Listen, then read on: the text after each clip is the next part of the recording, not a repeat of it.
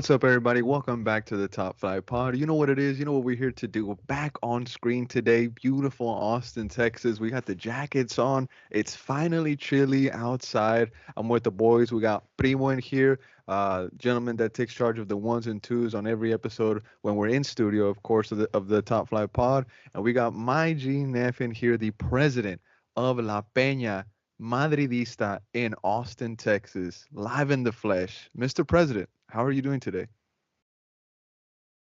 Wonderful, wonderful. What an intro, right? What an intro. Man, speechless. Speechless. Love that intro. I Oh, could, okay. I could use an intro like that more often, honestly. Well, shout out to my G Neff. Now, Primo, you over there chuckling. You got the White Sox hat on, mate. It's the celebration episode. Fcito is off of a winning game. They got the Western Conference chip. What are your thoughts? Well, not necessarily what are your thoughts. We're gonna get into that. First of all, how are you doing, mate? I'm doing pretty good. It's a nice day out. I'm off today, so I'm just gonna try to enjoy the day as much as I can. Go outside, Yeah. enjoy this weather, man, because it was hot.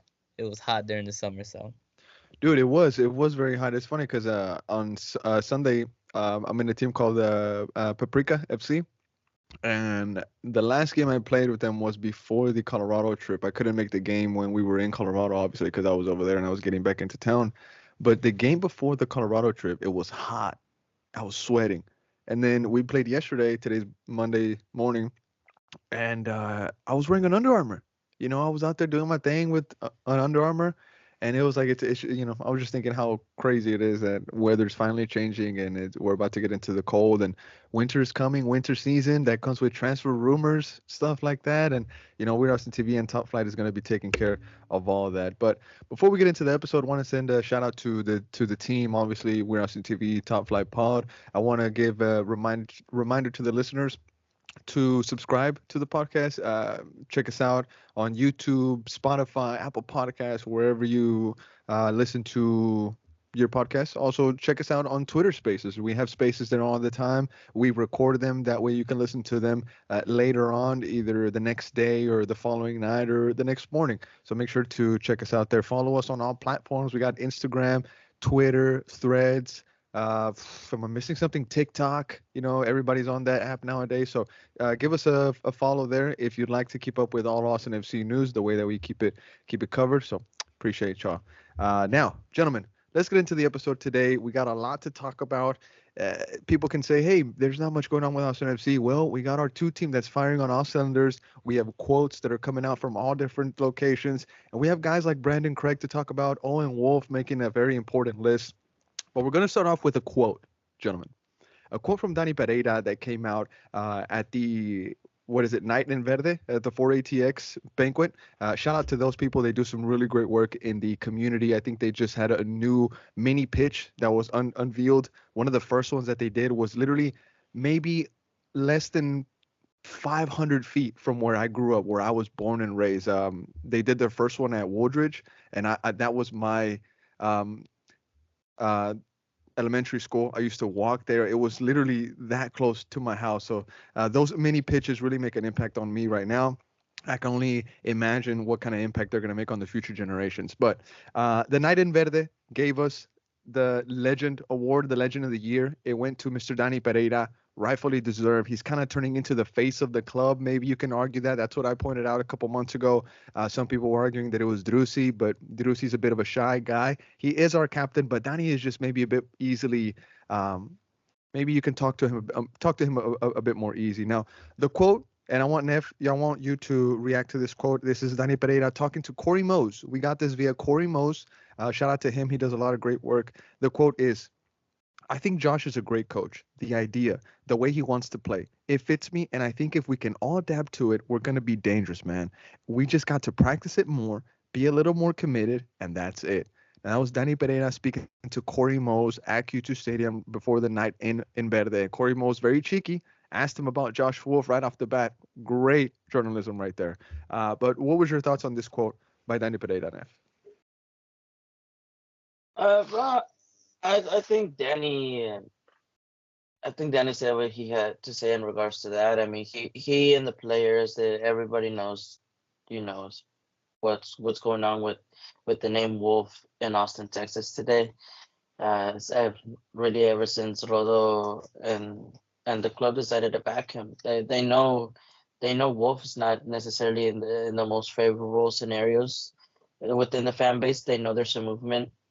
I'm pretty sure they know there's some movement. So not saying that Danny's giving a professional answer, because at the end of the day we don't really know what he thinks, right? And we can only go by what we see. But if that's the case, I'm glad to see him committed.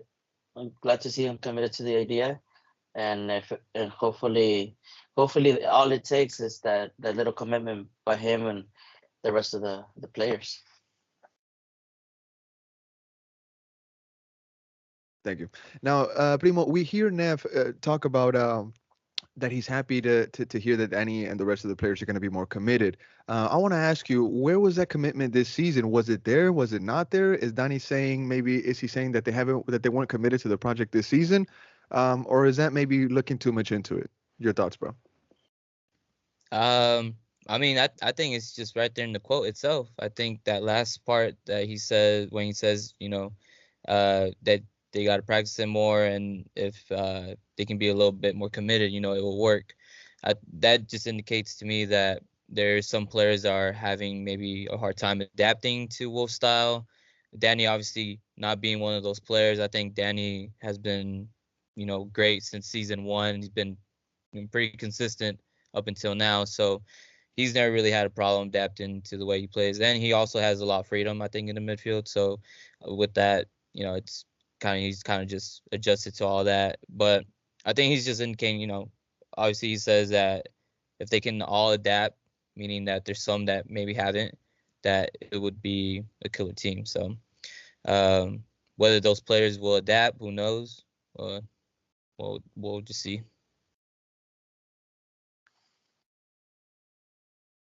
Dang it, again, my bad. Now, Neff, before I read some comments from the fans on Instagram, I want to ask you, does this sound like Danny Pereira is maybe defending a coach that he knows is going to be here for a while and he doesn't want to damage the relationship in the future? What are your thoughts on that? Because that's something that people were talking about. They were saying, oh, Danny Pereira knows that Josh Wolf is not going anywhere, so he's not going to openly criticize him. Well, I think it's a thing where most professional players wouldn't do that anyways, right? So Facts, it's not 100%. so much defending him. It's Mhm. like you're not gonna go out there and publicly criticize, him. And also, we also got to look at it from another perspective. Sorry, You're good. Danny came into this league, right, under Josh Wolf, 100%. and Josh Wolf gave him the trust to start him, from day Yeah. one.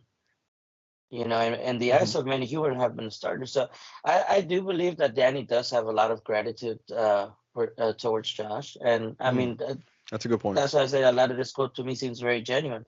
But we also got to point out that Danny's also not the first player to say something amongst these lines. Ethan Finley, at the end of the game Mhm. against LAFC, also said something amongst those lines. So, I mean, the quotes are there. The players have said it. There's definitely something. There's definitely a lot to change within, probably even within the locker room, Okay. and this is just their way of letting us know.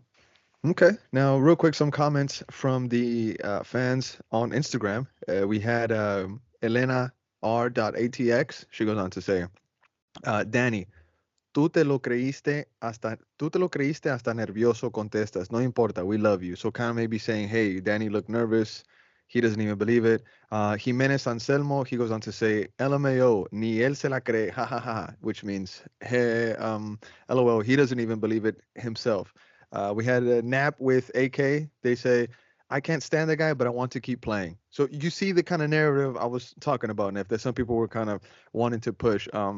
We had Aria Solo 9, maybe a bit of a different point of view. She goes on to say, quote, we need to practice more. I love you, Danny, but what the hell y'all been doing? Obviously, if y'all haven't been practicing the way you should, then you're making the argument for a new coach. Also, he's not going to come out and publicly say he's against him. Something happened between Ring and Wolf, and look where that led Ring. So maybe best comment of the post, Aria Solo 9. Shout out to her. And then also Tanya.csl. She goes on to say he was hesitant. A lot of ladies commented on here, bro. A lot of ladies coming on here. Shout out to them. Maybe one more comment. Gabriel, shout out to my G, Gabriel Junco. He goes on to say, they've been practicing it for 3 years. I guess in Danny's head, by year 6 or 7, they might have it down. Tough criticism there. And then Jordy the Tony, he goes on to say, it's not like he's going to come out and criticize him. So Jordy there with a pretty good point, I guess you can say. Now, I don't want to spend much more time on this subject. It's just a quote. Maybe we're looking in too much into it. Danny Pereira, like you said, Neff, but maybe he has a lot of gratitude towards Coach Wolf because he did give him his first chance in the MLS. And let's just say Danny Pereira has taken it taken that chance very well. He's taken advantage of it, and we'll see what the future has for Mr. Danny Pereira. Now, moving on to Brandon Craig, another youngster, different situation, but still a bit weird. Brandon Craig joins the U.S. Olympic national team. Joins the U.S. Olympic team training camp. So he played 0 minutes for Austin FC. The loan will most likely not be extended. What was the big idea here? This is from the Austin FC website.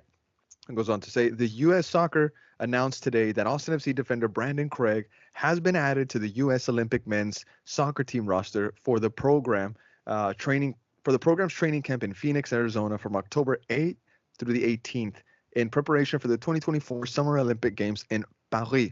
The camp includes friendly matches against Mexico on October 11th and Japan on October 17th. Now, the October 11th one, they beat Mexico 3-2. If I'm not mistaken. This wasn't streamed though, but I did see Brandon Craig post something on his Instagram story. They won it 3-2. And the Japan one on October 17th, that'll be on Tuesday, which is tomorrow, maybe when this episode will drop. Very excited for that. Now, another interesting thing here from the website, it says Craig joined the Verde and Black on July 5th on loan through the end of the 2023 Major League Soccer season and will return to Austin ahead of the team's regular season finale versus San Jose Earthquakes on October 21st. Maybe he's going to play versus San Jose.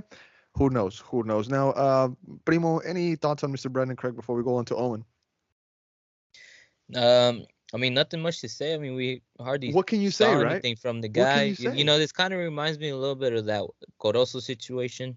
I think this is probably more of like a panic transfer that we made. We probably panicked a little bit because we were having a little bit of a center back crisis for a while, and people were getting injured left and right. So this might have been one of those situations. That's why they didn't really made the loan too long. It was just for half of the season. So I don't think we're gonna see him back in Austin. And if we don't, good luck to him in the Olympic team.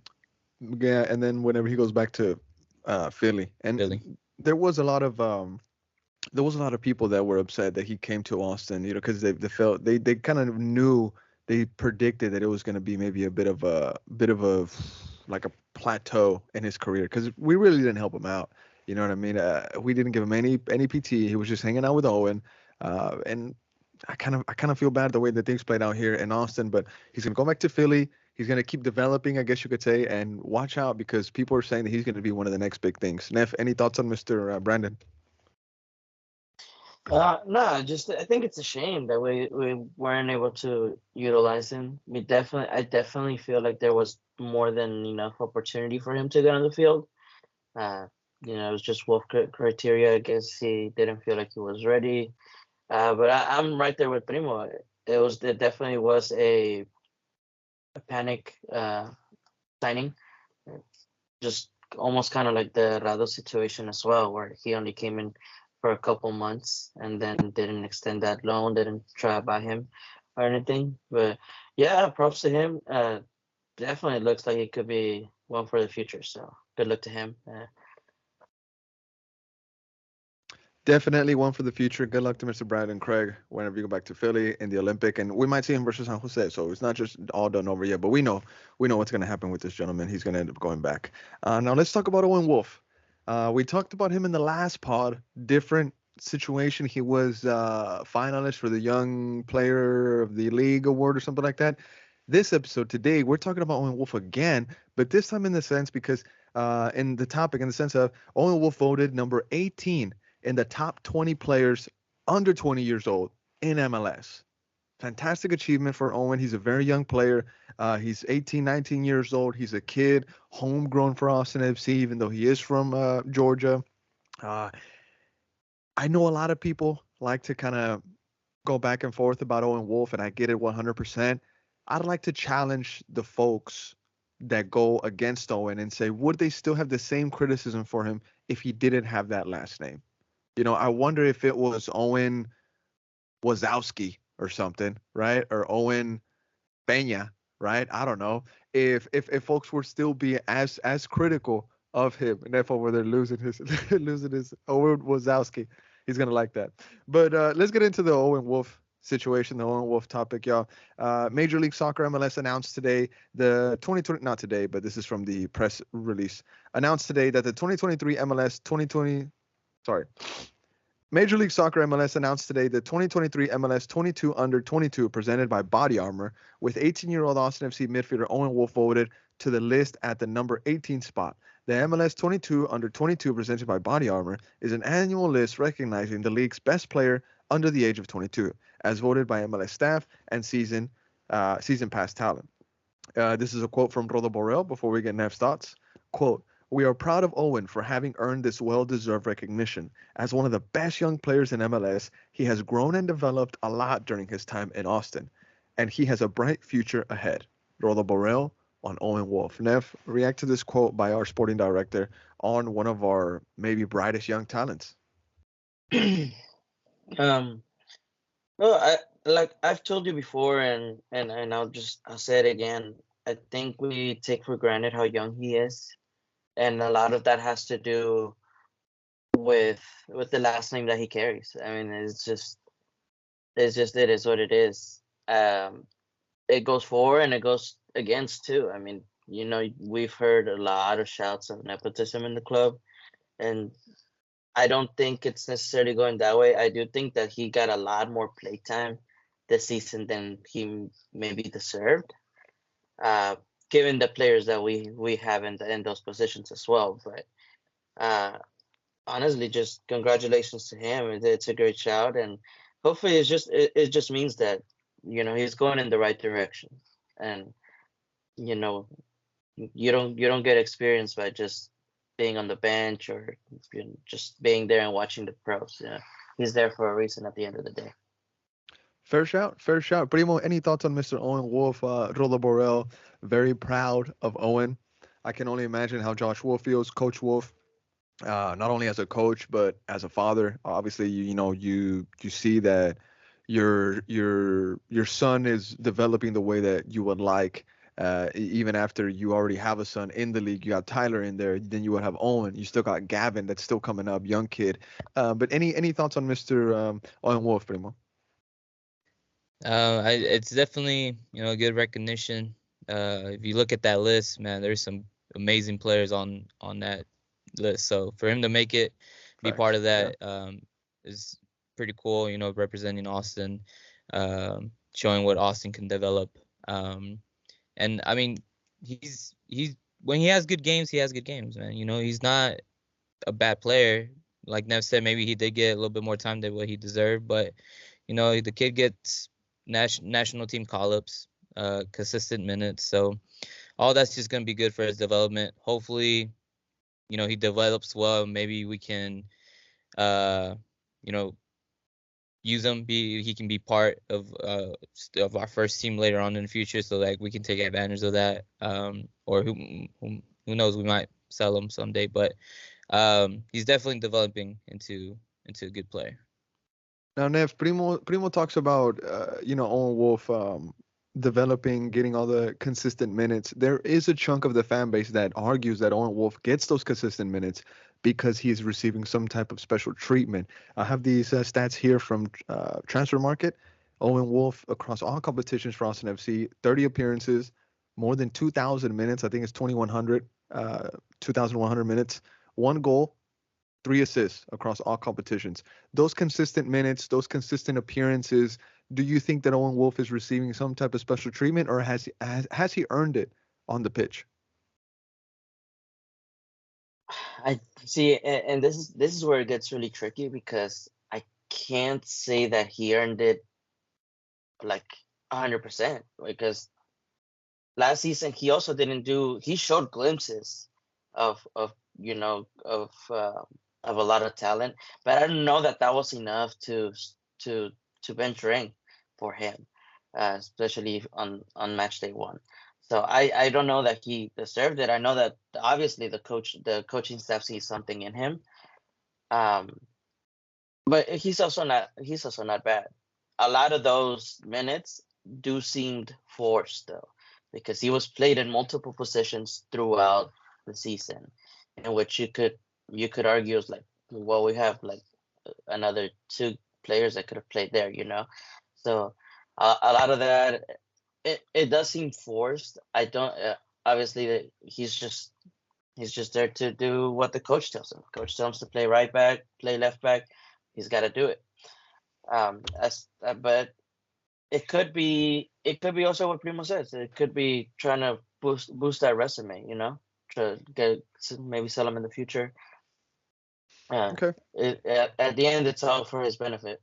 PSV Lumen, we know that there's interest in there from the Dutch league, especially. There were a bit of shouts. I know that Neff and I were talking about this a while back, that interest maybe has died down just a little bit. But I'm sure that for a player like Owen Wolf, there's going to be more teams calling for him, especially with a bright future. And getting into that topic of the future of Owen Wolf, I got this question here that we were talking about it with Jorge Iturralde. You might have seen the back and forth that we had, a little friendly back and forth about Owen and Tyler, his older brother. And the question that I'm going to ask you guys is, do you think Owen Wolf will be better than Tyler Wolf? I'll start off with you, Primo. Do you think Owen is going to be better than Tyler? I don't know. It's kind of hard to say. I mean, Tyler, how much more older is he than Wolf? Like by a year or two, maybe?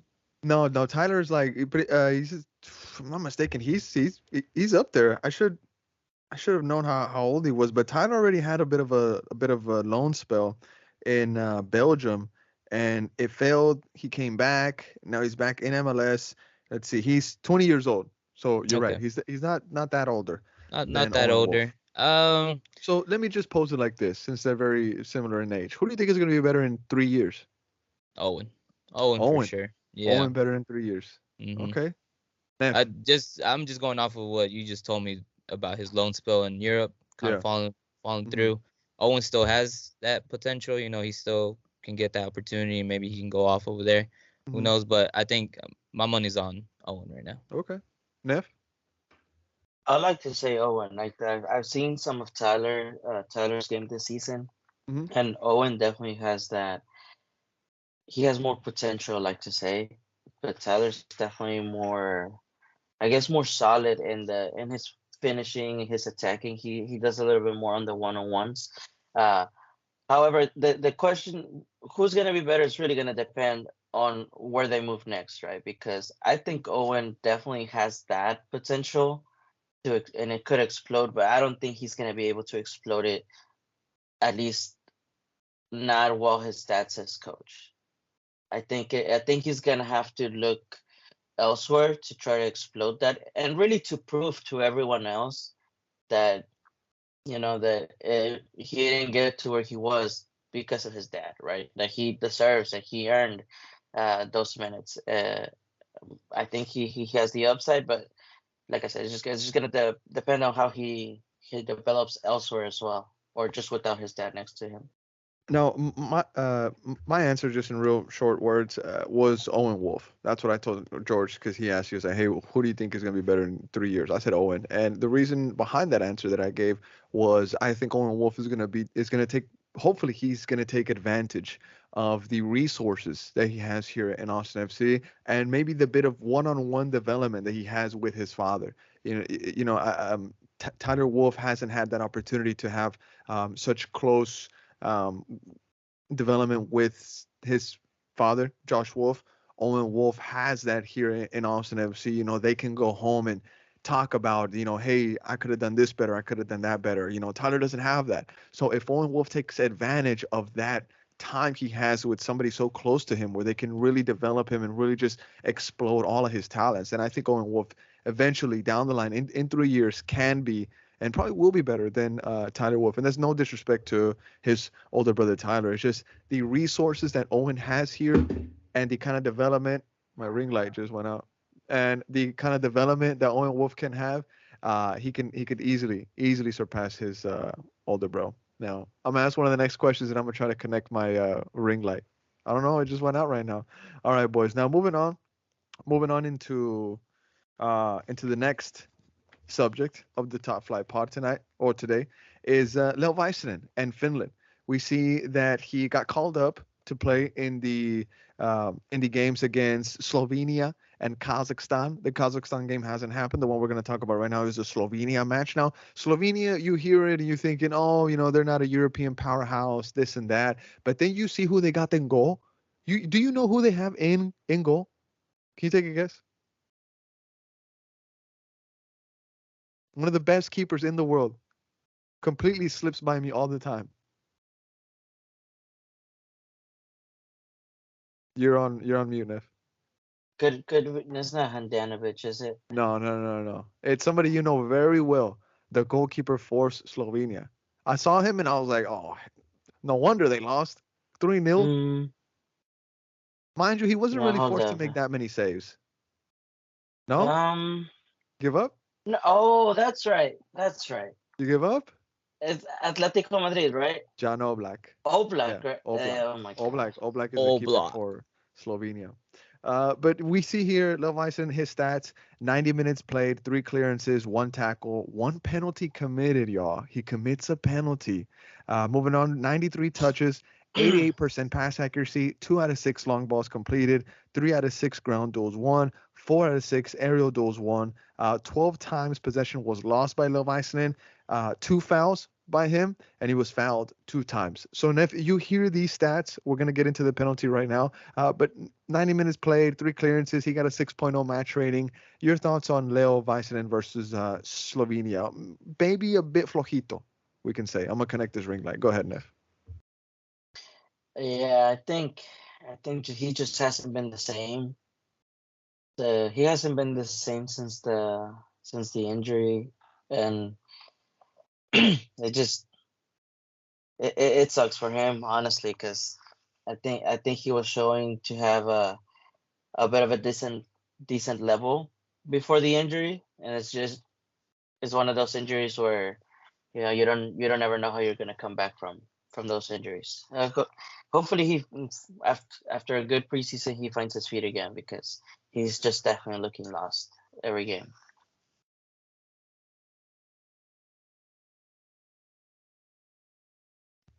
Okay, so you're finally starting to see what I was seeing weeks ago, Neff. When I came out and I said, "Hey, y'all, Leo Väisänen, he gets a lot of passes because his last name is not Cascante.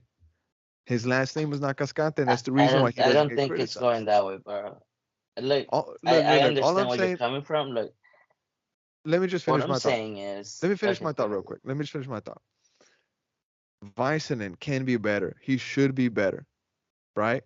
He was a very expensive center back, right? And I hold him to a higher standard, 100%, right? Because I think he's ultimately better than Julio. He's our number 1 center back, but he's been doing things lately after his injury, mind you. And you make a great point, Neff, by saying that maybe after a great preseason, Leo can come back as a monster.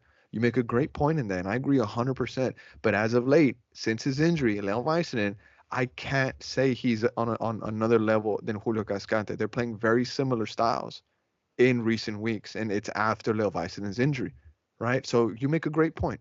A great preseason can bring him back to his monster level. Great point.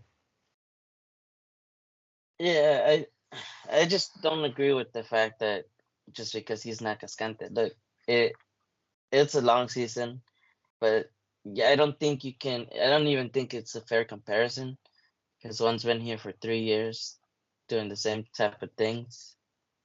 One's been there arguably half a season. So I think you just gotta compare. I Okay. mean, I see what you're saying. it's I see what you're saying. it's apples to oranges, I guess. Right? Okay, but in that 3 seasons, you had season 2 Cascante where he went off. He had a great year 2 season. Yeah, and you also had Ruben. He also had Ruben, 100%. All right. Now, Primo, any thoughts you have on Leo Väisänen? Now, minute 14 of that match, he commits a late and bad tackle in the box.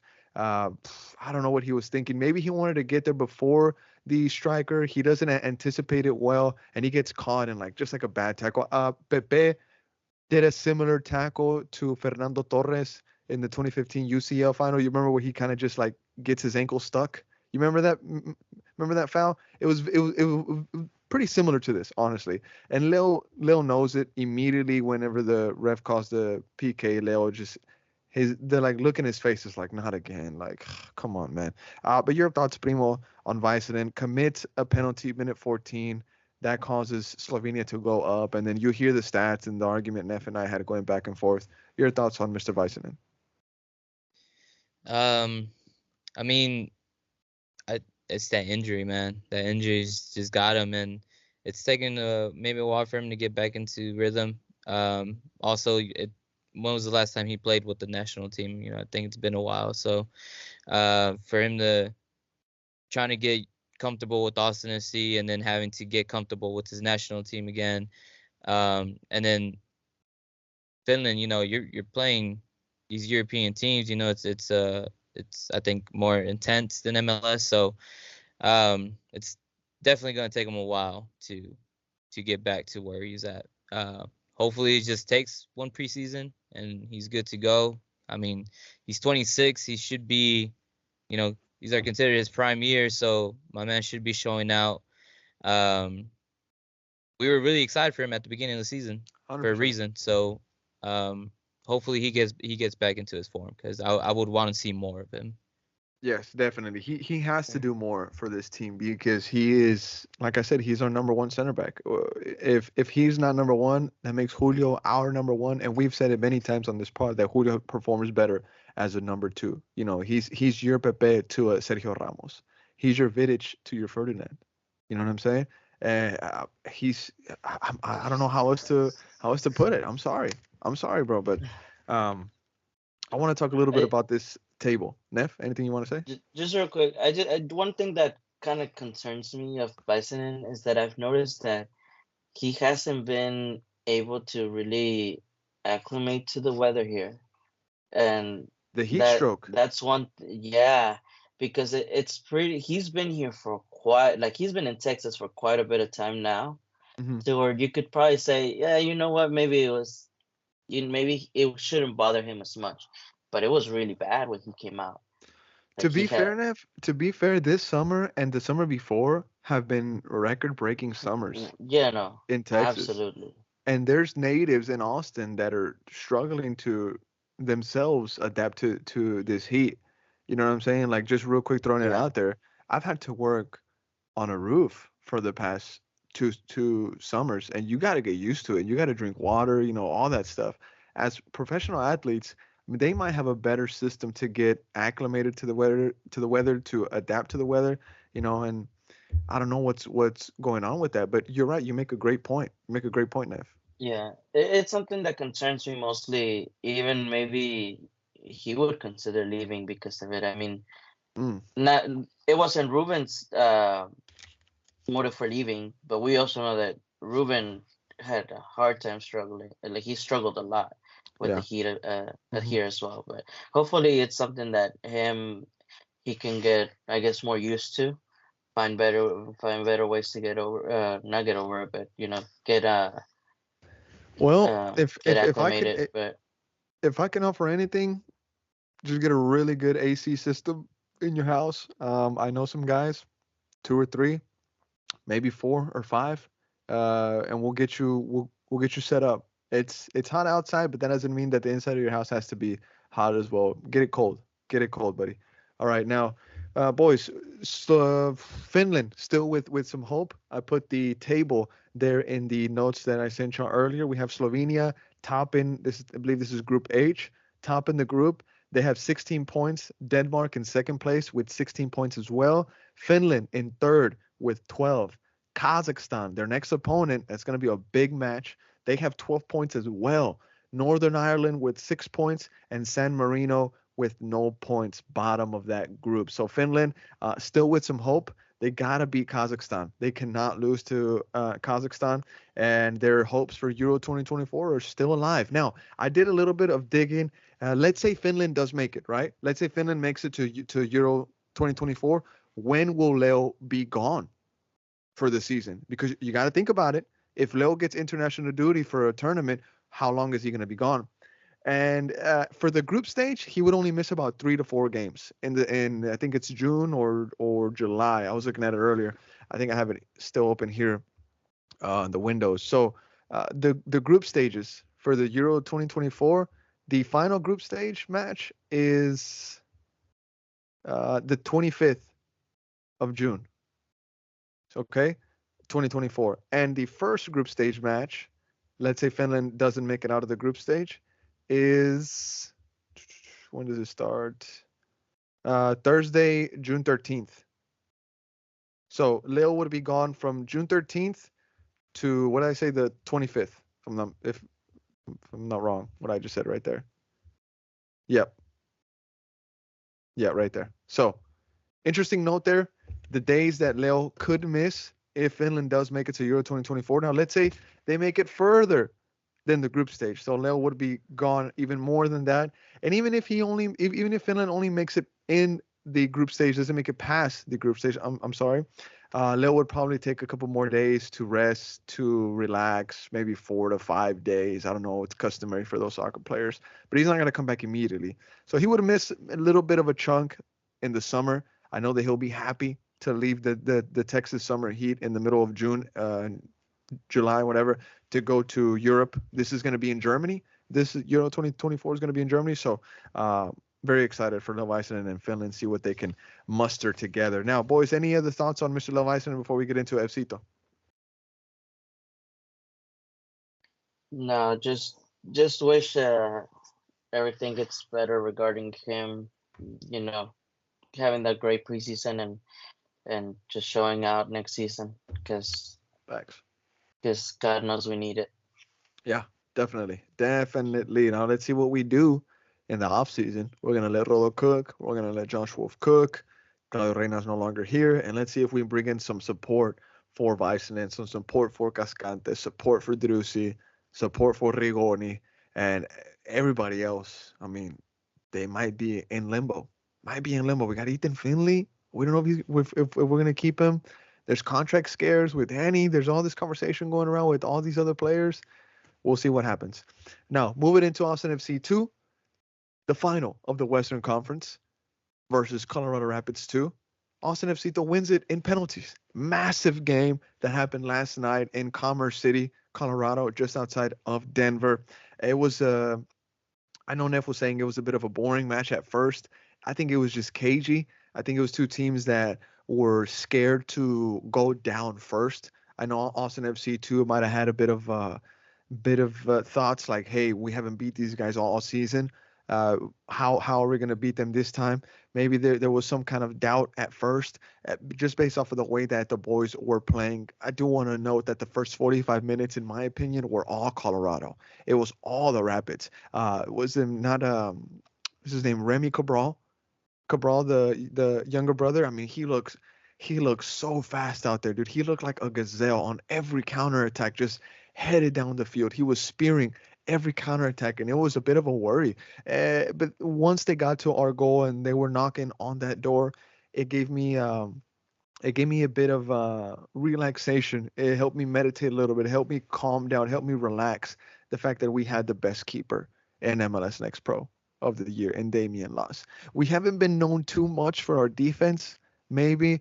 And the AustinFCII side of things, I know we have some great individual players, but on defense, it's not maybe not as maybe 5-star as you would like. There are some things that we can improve on, but Damian Loss, I mean, what a player. And he was really neutralizing every Colorado attack that was headed our way. There was a lot of deflected shots that the boys were getting in front of that made it a little bit easier for Damian Loss. But there was also other moments that we're going to talk about here where Damian Loss was forced to make some really good saves. And we're going to talk about the PK shootout where, again, Damian Loss comes up big and makes 2 saves for his team. And at the end of the day, maybe all of the credit, all of the spoils go to Jonathan Santillan.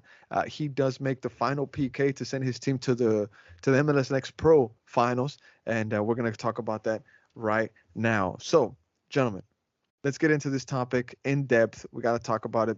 Obviously, maybe the highlight of the season, Fcito. I don't know.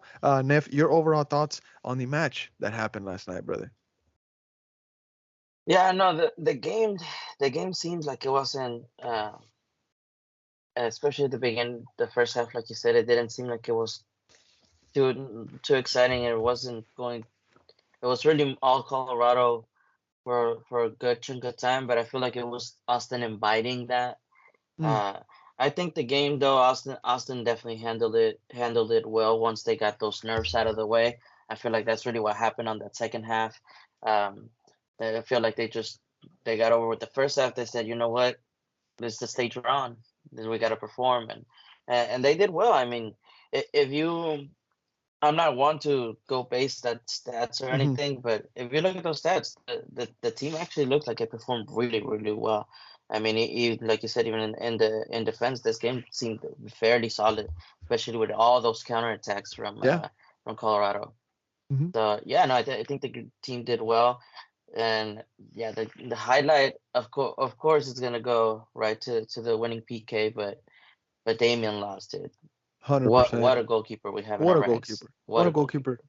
Now, he was man of the match. It was awarded to him. We see the post by Austin FC2 this morning. Man of the match, Damian Loss, rightfully so. Now, real quick, the lineup before we get Primo's thoughts. Damian Loss in goal, Sal Mazzaferro, Joe Hafferty, the captain. Charlie Asensio was at left back. Chick Ture was at right back. Alonso Ramirez, the loanee from Atlas, in the midfield. Cristo Vela, he was on the wings. We had Bobosi Villarruanga, the Uganda international in the midfield there. Valentin Noel on the wing as well. David Rodriguez as that attacking player. And Sebastian Pino, he was our number 9 on the bench. The big surprise, maybe the big talking point going into this game was CJ Fodry. He was going to make it out there with the boys. He does make it out there. He also gets minutes as well. CJ Fodry on the bench, Leo Torres, Alfonso Campo Chavez, Mr. AOC, Irvin Torres, that youngster, EJ Johnson, Jonathan Santillan, who got all the spoils at the end, Micah Burton, very good young player, Anthony De Anda, and Spencer Sanderson, the backup goalkeeper there. Very happy for those gentlemen. This is going to live in their memory for the rest of their lives. Now, real quick, I have the passing network. I put it onto y'all's notes. We see it here on the screen. Boom. I wanted just to talk about Pinot real quick because he was completely disconnected. I mean, there was no network to him at all. There was no passing network to him. Definitely, maybe not his best night, I guess you could say. I know he would probably want to run it back, but maybe not because at the end of the day, he's still champion. He took a picture with that trophy, and everybody in his home country is already talking about his success with Austin FC2 side. If y'all want to check that out, Peru, where he's from, if I'm not mistaken, is going livid over Sebastian Pino, the youngster. They call him El Príncipe, the prince. So very interesting there. Now, real quick, Primo, some more stats here. This is the passing stats. Overall, Austin FC had 85.5% pass accuracy in the Colorado attacking half. In the attacking half, 80.5%. In the final third, 79.7%, and they had 23.8% crosses. Your thoughts, Primo, on the match last night? Your overall thoughts? I'm gonna go ahead and start off with just the lineup itself, man. I think I love our lineup. I love every single player on that team, bro, because there is so much talent on that team. I mean, you have Michael Burden on the bench, bro. If you have Michael Burden on the bench, you have to have these amazing players on the field. So to have names like Michael Burden, Irvin, who's starting to develop into a great talent. You got CJ Fodry, who's also, had minutes with the first team. Everyone on this team, I think, is good. I think we have a really good, solid team. The chemistry is there. You can see that these guys love playing with each other. So everything is just there for these guys to win this final match. But about last night, I mean, it was a little tough in the beginning. Colorado was a really good team. They hadn't beaten them before, so Colorado was bringing it, man. They're at home. They had a crowd cheering for them.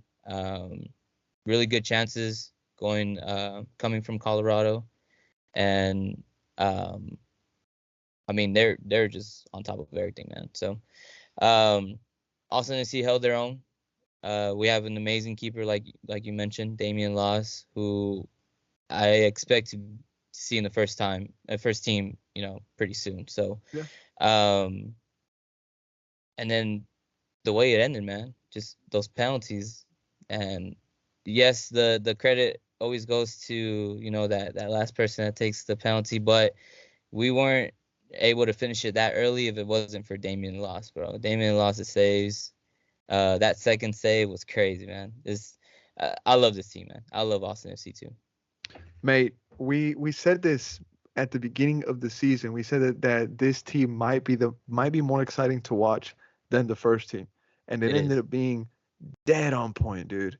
Dead on point it ended up being, man. And I'm a bit upset that it developed being true, that it developed this way. I'm happy for them. I'm happy for them, but it's a bit unfortunate that a big chunk of the fan base has to rely on Evcito for our dose of happiness this season, and it's just facts. It's facts. Now, about the young kids though, just like you said, Primo, the lineup was all out. The lineup was what you needed to win this game.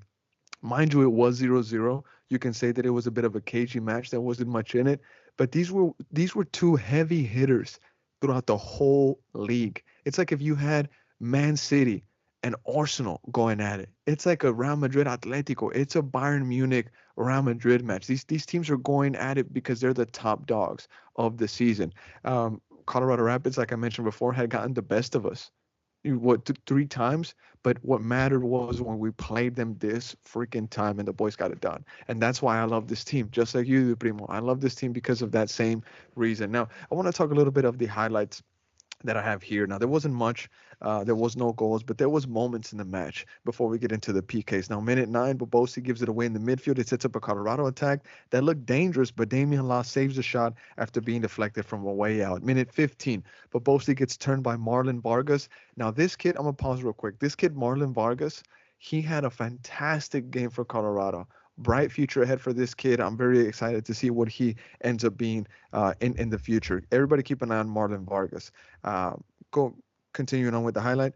Vargas runs into space, takes a shot, and forces Laos to make a great save down low. Minute 25, Asensio, Charlie, puts in a high cross to the back post. The defender clears it into the path of Bobosi, but his touch is way too heavy, and his toe poke goes right to the keeper, just right at him. He got really lucky there. The keeper had a great game for Colorado, too.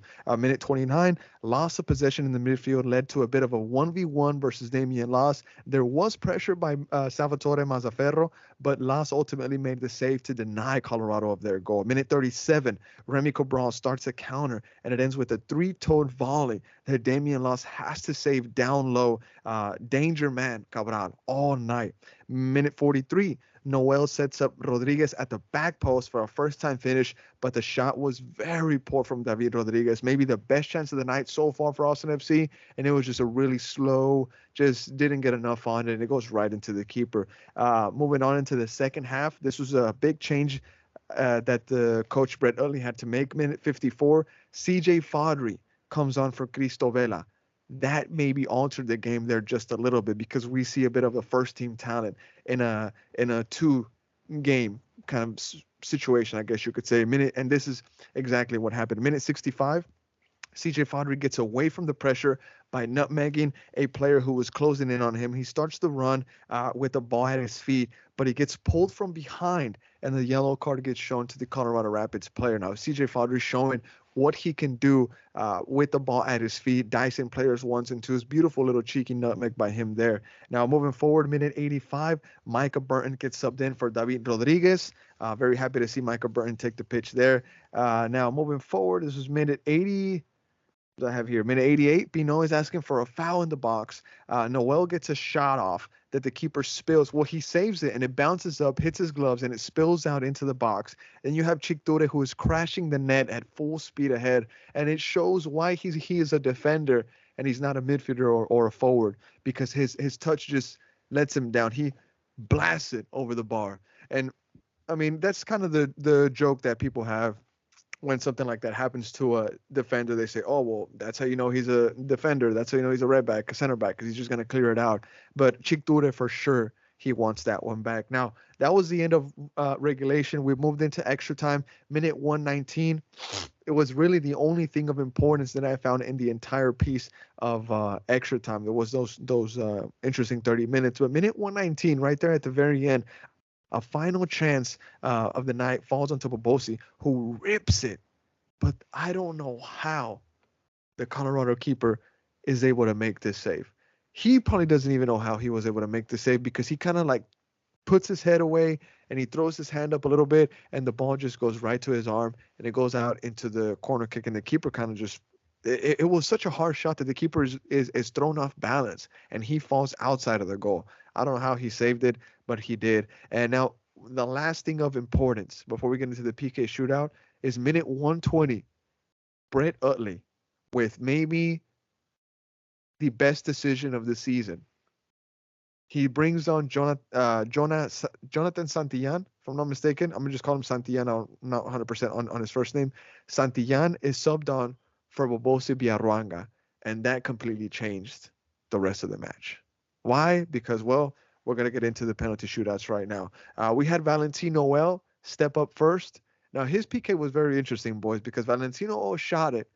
The Colorado Rapids keeper saved it, but it was one of those funny Instagram video moments where the ball kind of goes back into the net. The keeper reacts very well to it, but the sideline ref raised up his flag and he says that the ball did cross over and it does count as a goal. Now I know Valentino was celebrating that. He was very happy that that went in, but it was very close. Very, very, very close. Now, Nev, you have any thoughts on that PK by Mr. Valentino? It was very interesting. Yeah, fairly interesting. Well, one thing that I want to say, Valentin Noel is one player I'm very excited about. I mean, since we drafted him, I always got that vibe from him that he's just he has special talent in him. Hopefully it takes him to the first team and he balls out, but he's definitely got he's got something special. I mean, yesterday's game, his game was probably a little underrated last night as well. So was Charlie Asensio maybe even as well. A little underrated. I mean, the guy's just a great passer, and I'm so glad that that the that the that the PK didn't stop as soon as the goalkeeper got a touch on it. I know, dude. I know because imagine if Austin FC would have not started losing, but imagine if they would have started with a miss. I mean, that's a whole different mindset change. That completely changes your whole psyche going into that PK shootout. So, big ups on Valentino for ending up getting the green check mark on his PK. Now we had Laraz shoot for Colorado Rapids too. He gets his shot saved by Damian Loss. Damian Loss stands tall right down the middle. Just a laser of a shot that Damian Loss saves. Austin FC is winning 1-0. Joe Hafferty, the captain, steps up, buries it. Hanya steps up for Colorado. He makes it. Ramirez steps up. This was a very nice PK by Alonso Ramirez. It was probably the best technique other than the Panenka. And what he did after his penalty was cold-blooded because there was like 20 kids behind the Colorado Rapids goal. And they were all saying, Rodriguez. You know, they were cheering their goalkeeper on, right? And Ramirez shoots his PK. He buries it, makes the goalkeeper look silly by his technique, the way that he runs up to take this PK, and he stops. He looks back to the kids and he goes like this. Bro, they're like 12. They're like 12 or 10 years old. First of all, they should be home sleeping. And number two, Ramirez, come on, bro. Quit being such a cold-blooded killer. But he buries his penalty into the back of the net. Yapi steps up. And this one was very cheeky by Damian Loves because he winks at Yapi. He winks at Yapi, bro. And he saves his penalty right after. You know how disrespectful that is? That is on another level of disrespect by Damian Loss to Yapi, who he had a pretty good game. I'm not gonna lie, he was danger man. And then Santillan steps up, very cool, very calm, takes his PK. Panenka chips the goalkeeper, and the rest is history. Primo, what was your thoughts when you saw Santillán bury it into the back of the net and the way that he buried it into the back of the net? Bro, those type of penalties in those types of situations, game-winning penalty, conference final, it was perfect, bro. And to have the cojones to pull that off, bro. I mean, you gotta really have you gotta really have a lot of trust in yourself to even attempt something like that, because it's a big stage. They did have the advantage, so it was really important for us to score that first penalty. But it was just perfect, man. I saw that and I had that Benzema flashback of against Man City. Oof, sick. Just to try that, bro. Just to even like do that, and then for it to go your way, bro. That's no better way to end the match. No better Perfect, way. No beautiful. better way. No better way to end the match, bro. And you know what? Benzema style, I like that. I was thinking Sergio Ramos, he did that penalty a lot. Bro, Ramos did that penalty so often that I started to think goalkeepers, like, how are y'all not catching up to this? Like, this fool's going to chip you every single time that Madrid got a PK. And he did. And he did. But that Benzema penalty against Manchester City, the moment, the cojones it took to do that, and the moment for these kids too. And it's crazy, pretty much, that we had the conversation before the pod, how the experience that all these youngsters are getting from these penalty shootouts, these high pressure situations, is going to develop a generation of elite penalty takers in the future. And Neff, you had also another side of this. I was talking about the penalty takers, the penalty shooters, how their development is going to get better in the future. You had another take on it. What was your take? No, it's just that it goes both ways. Just like the guys are getting experience shooting, Las is getting experience stopping them, and just like these high pressure scenarios, I mean, the more the merrier for these guys. Once they get Yep. to these scenarios in MLS or Open Cup, wherever it is, they'll have that backing. Yep. Of course, the nerves are going to be different. It's in a different scenario, but they have that experience. They're It's not going to be as nerve wracking for them. Yep. 100%. Especially we've seen great players crumble at the spot. Everybody says, "Oh, taking a penalty is so easy." Oh, da, da, da, da, da. No, it's not. No, it's not. Take it from me. I just buried one into the back of the net. So me, Santillán, high pressure athletes, high pressure scenario athletes. Me and Santillán. Maybe. Okay, look, Santillán, me, because he did chip it and I just slotted it to the back of the net. But really good job by that kid. Now, up next, they have the Columbus Crew 2. Now, it's a bit of poetry, bro, that our two team is gonna play Columbus two team after all the beef going on with Precourt and the presidents and the FO coming from Columbus to Austin, the ownership. Are they ambitious? Are they not? Why aren't you firing Wolf? It's just poetry. The fact that it's making like a bit of a full circle. We're gonna play Columbus, their two team, uh, October 22nd. Now, some important notes: Columbus Crew 2 ended up third in the East, and we ended up fourth in the West. So maybe a bit of evenness there by those teams. Colorado, sorry, not Colorado, Columbus, 58 goals for and 46 goals against, and then ATX had 40 goals and 23 goals against. Now, I don't know if we're gonna make it out to Columbus. I would love to make it out there, but the flights that we just looked at are extremely expensive. So it'll probably be a no, but I would love to go support the boys out there in a final scenario. They already got one chip for the Western Conference. Now let's see if they can get the whole chip for the MLS Next Pro. Now, Nev, your thoughts on this game coming up for the boys against Columbus, Precourt's old FO? Well, I know which game's going to be more exciting to watch this weekend regarding the Austin Yeah, team. So yeah. yeah, I'm looking forward to this game very much. I'm it's gonna be exciting. It's gonna be fun watching the guys ball out. Um, and hopefully, I'm hoping that Laz gives another amazing performance, and then comes in so he can come into the preseason with something really to back him up, Ooh, like solidify a that okay, second, yeah, like a really good argument. really back him up, and give Stuber a run for his money, because I know he's already getting it. Did you see Stuver's tweet to Damian Loss? Yes, yes. Maybe Stuver knows that Damian Loss is And knocking on that door.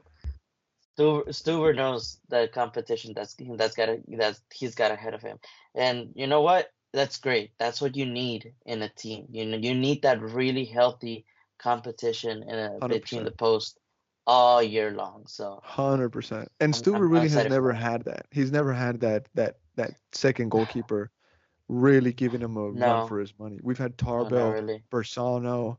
Damian Loss has always been that kid that we knew was gonna make it. Yeah. Well, Yeah. you are talking about U.S. Open Cup winner Tarbell, right? Yes, I am talking about U.S. Open Cup winner Tarbell. Uh, All right. It's also a great that's Houston right. side. Also a great Houston side. Um, Oh, just real quick, did we forget that Colorado actually had a former player of FCII, Jackson Walty. Jackson Walter? Jackson He didn't see Walty. the pitch though, right? No, Ah, man, no. poor But guy. yeah, Jackson Could have won Walty a chip. could have won a chip. Could have won a chip. Now, real quick, the path that Columbus has had to take to get to where they are, they got there. Okay, so they beat Orlando 2-1, right? In the pick your opponent round. Then they beat Charlotte. Was it Crown Regency or something like that? They beat them 1-0. That was a big shocker because everybody thought that Crown Regency or Crown Legacy, whatever, that they were one of the favorites. They were number one in the East. They lost to Columbus 1-0. And then they faced New England, who Columbus beat 1-0. Now they got to face Austin FC too. Now our road to the final, we had to beat Sporting Kansas City and to pick your opponent. That was the scared money don't make no money round. We all remember that. Then we had the Tacoma Defiance win where we beat them 1-0. I think they got a red card that helped us out a lot. They were number 2 in the West. We were number 4. And then we just saw the game against Colorado where we beat them 4-1 on penalty kicks, and the rest is history. The rest is history. Sorry. Now we're moving on to the final against Columbus. Now, gentlemen, before we end the pod, I do want to talk a little bit about the San Jose game that's coming up. Nev said that he knows what game is going to be more exciting to watch this weekend, either the Austin versus San Jose or FCito versus Columbus. That's a bit of a shot, bro. It's a bit of a shot there. But I'm gonna let Primo answer that question. Primo, what game are you going to be more excited to watch? Either San Jose versus Austin, two teams that are well, one team is out of the playoff, the other one still has a chance, or Austin FC 2 versus Columbus 2 for the MLS Next Pro final. You already know the answer to that, man. I'm gonna go ahead and watch Austin FC2, baby. Screw the crew. Screw the But crew, bro. bro, I mean, we're out of playoffs, bro. There's nothing to play for. Like, are we even gonna play our main guys? What's going to go on in that team? San Jose is gonna come out, with killer, man. Yeah, They're playing for something. So, yeah. and we've always kind of struggled against San Jose. We've We never are beat them. We've never beat them. We're out playing away. So, I don't know, man. I'd rather see our second team go and try to win this chip. Um, and they're a lot more fun to watch, man. They play really good football. So I'm gonna be tuned into that game. Okay, all right. Now, Neff, I'm gonna ask you the same question. Which one are you gonna be tuned into, the FCito game or the first team game, or both? I mean, they're on 2 different days.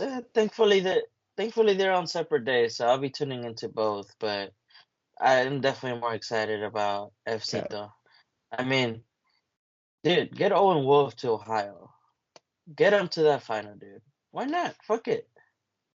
Why not? What's he gonna do against San Jose? Dude, these guys are gonna come So and you've been so you've been complaining about Owen Wolf getting minutes the whole season, but yet in you want to give him MLS. more minutes with FCito. In MLS. Don't compare. I think there's a very clear difference. So you're gonna take playing time away from deserving athletes in the 2 team to give it to Get him on Owen the Wolf. bench.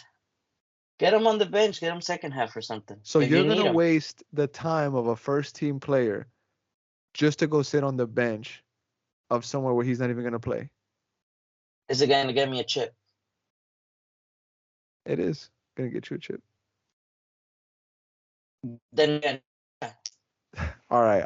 I'm just trying to find the I'm just trying to find the best argument for your answer. I'm sorry, Neff. I'm sorry, brother. Are you there? the argument is I want to win. Okay. All right, bro. Now, just like we were mentioning, let me look at the tables right now. Oh, real quick here. San Jose is 61% in favor to win the game, 20% possibility of a draw, and Austin is only favored 19% to win this game. It is what it is. I guess we kind of dug ourselves in that hole, all right? Now, the standings for the Western Conference. Austin FC is in 12th place. San Jose, yeah, San Jose is definitely in zone. They're in 9th, bro. They're in a playoff spot right now. So they have to win. They cannot risk anything. They have to win. They got 43 points.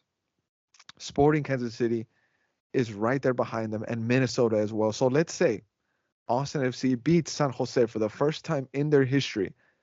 Sporting Kansas City has to beat. Oh, this is beautiful. This is beautiful, guys. This is beautiful. So Sporting Kansas City and Minnesota have to play. They are both tied with 41 points, and we play San Jose. So if we manage to take points from San Jose and Sporting Kansas City beats Minnesota, or Minnesota beats Sporting Kansas City, they will most likely make it into the last spot of the playoffs. And you have FC Dallas there as well, and Portland with 43 points as well. So from 7th to 11th, there's still possibility of changes there. Sucks that we're not in it anymore. It is what it is, guys. But what are your final thoughts going into the last match day of the season for Austin FC? I'll start off with you, Primo. Final thoughts for this last match. I mean, I'm just glad that the season's gonna be over, man. I'm just ready for the next one to start. Like I said, it'll be cool to maybe take some points away from these guys. Maybe get a little bit of revenge that way, since we've never beaten them. Kill their playoffs hopes, and maybe give Sporting KC or Minnesota the opportunity to get into the playoffs. It would be cool to see Sporting KZ in there. You know, they've always kind of historic MLS team. So Yeah. it would be cool to see them in there. But like I said, these guys are gonna come out playing with everything, man. They're gonna be at home. They have a decent team, so yeah. But yeah, I'm just glad that the season's over. Like I said, I'm more excited for this Austin FC2 game. That's what I'm looking forward to, and I don't know, maybe we'll play some guys that haven't seen any minutes at all. That will probably be what a good outcome for this. But Redes. Yeah, Redes. Why not? Yeah, why not? His last season here, so. His last season, we'll see. I don't know. We'll see. Now, gentlemen, San Jose is going to be coming up here at the very end. Last match day. Primo says that he's happy that the season is now over. Cheering on FC. Tonef, any final thoughts you have on this last match day, brother? No, I agree with Primo. I'm just glad this is over, dude. It's been a long season. Lots of drama. Just can't wait for it to be over, dude. I think we all need that mental break. I checked out a while ago, you know. But yeah, it's just. Well, I mean, I hope we can get you back. Sure. I hope we can get you back here soon, bro. Animo. Nah, hey, Animo.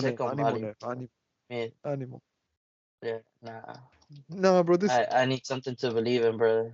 This season definitely took a toll on a lot of Austin FC fans, mate. And I know we lost a lot of casual fans. I see it on the TL every day.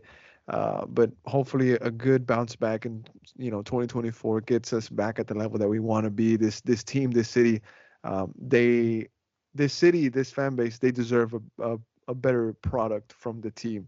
And the team itself, those guys, they deserve a good project to believe in, to work with, because it's their lives also. It's their careers also. They don't want time wasted in their precious time. You only get what, maybe 10 to 15 years as a soccer player if you're lucky. So you got to take advantage of all those moments. So us as fans, we see it one way. The players, they see it one way. For them, this is a year wasted. This is a shit year wasted for them, I guess you could say. So that's the end of the podcast, y'all. Anything else you want to touch up on? I know that there was a record-breaking friendly in Los Angeles between Chivas and America. What was it, like 68,000 people at the Rose Bowl, or was it more than that? I think it was something around there. Everybody's think it talking was about it. more. I Everybody's think it talking was about like it right now. 84, 85, I Yeah. think. It Yeah, was they it was packed up the definitely Rose record Bowl. breaking, more than El Tráfico is what I saw. Yeah. And this is a friendly, bro. Yeah. And I think a Chivas lot of their America. players weren't there, right? A lot of their players weren't Yeah, there, a lot of and them are fans like knew, international duty and stuff. and fans knew about it, that they weren't going to be there. They still showed out. So the Mm. fireworks and the smoke, Yeah. bro, that I looked mean, okay, amazing, amazing scenes. if Precourt and the FO are that caliber of businessmen and that cold-blooded level of businessmen that everybody says that they are, why don't they go after a couple Mexican internationals and just pack Q2, bro? I mean, you know that's going to come with those superstar Mexican players. I mean, it hasn't worked out for Houston with Ache, I guess you could say, but I feel like here in Austin, you would wake up a sleeping giant. That's your loyal Mexican fan base. Thoughts on that, Neff? Could be. That's definitely a big what if, you know. Big what if. You're right. Big what if. Big what if, but you're not wrong there. I mean, let's say Austin would have brought a Tecatito, you know. If he went to Monterrey over there for free, you know, would have brought a player of that caliber. You never know. You know, it changes up the whole scheme of the team at that point. So Mexican fans also are when it comes to results is a very important thing. And Okay. and that's something, like you said, it's a lot of casual fans have left because of it, and a lot of casual fans will continue to leave if it continues that way. But you do need to give the fans and the players something more to believe in. Like, question, And real maybe quick. that's one way to. Real quick, you remember when there was a bit of rumors of flirting between Austin FC and Henry Martin before he signed that new contract? Oh, I mean, absolutely. do you think that a player of that caliber, of that name, would bring more fans to Q2 Stadium? Oh, absolutely. I mean, you also got to look at. That's what I'm saying. I want to saying. point out though that it's also Henry Martin is not a big name either. Like that. You talk not even in his numbers, right? But if you compare him to, let's say, an Alexis Vega per se, Okay. Alexis Vega is a bigger name, charges a lot more, but they would bring you about the same level of Parties a lot interaction more with the too. Mexican fans. Mm-hmm. Yeah, I heard of some parties here too. Mm-hmm. You know, maybe he'll fit right in. Mm-hmm.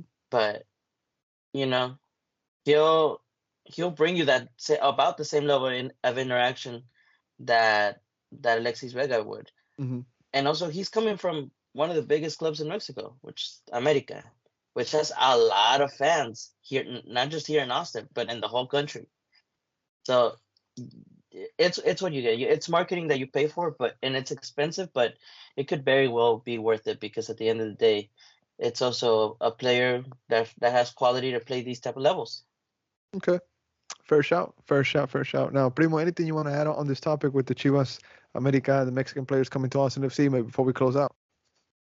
I mean, Mexican fans show out, man. They show out every single game, maybe friendly. I mean, you've seen it at Q2 with when America plays Monterrey, stuff like that. It's not as big as what just happened, but they'll come out with their banners. They have tifo sometimes. They'll come out with the smoke. They're dedicated fans, man.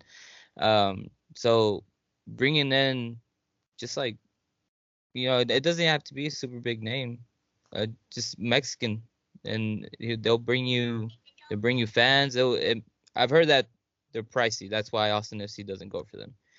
But Very pricey. I think it will be worth the investment. Okay.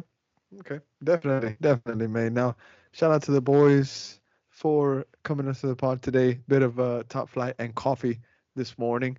We're gonna be reviewing the San Jose and the Fcito game in the next episode. So appreciate everybody joining in, listening to the pod. Like I said earlier, make sure to subscribe, like the video, share it to your friends, to your coworkers, wherever. Maybe share it to the kids in Colorado that were behind the goal. Maybe they need a team that they want to continue supporting. If you know them, send them the pod. But appreciate everybody for joining us. Shout out to Neff. Shout out to Primo. Shout out to Bali, B, everybody. We'll be back here soon.